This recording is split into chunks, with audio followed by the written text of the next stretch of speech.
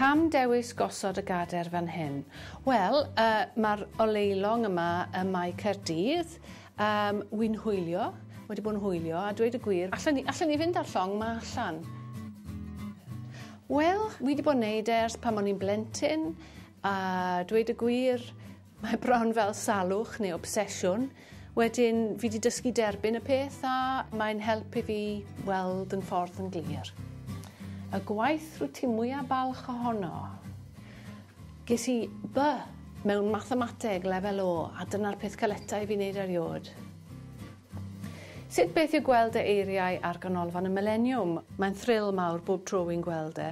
A dweud y gwir, os wy'n gyrru tuag at yr adeilad, wy'n gofod bod yn ofalus bod fi ddim yn mynd oddi ar yr hewl.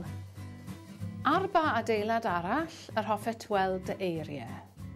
Beth fydda'r geiriau? Wel, fysa ni'n farus i ofyn am fwy nag un adeilad, ond mae ambell i le fysa ni'n licio dweud twll o le, dim mynediad. Beth yw'r cyngor gorau ges ti? Nes ti wrando? Ddyle ti yfed llai a sgwennu mwy? A wnes ti wrando? Do. Yn y diwedd. Annibyniaeth i Gymru? Na, ddim i fi, ond mwy o ddatganoli. A gwell gwleidyddion. Os mae llong hyd oedd hon, i le fydde ti'n mynd?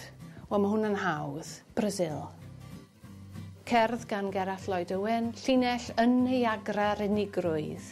A mae hwnna'n golygu i fi pan fod tawelwch mor fawr, mae'n rhio.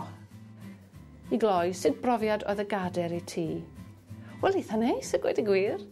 Na'r unig Gadair fi'n mynd i ennill, ty pîn. So, odi, fi'n eitha balch ohoni.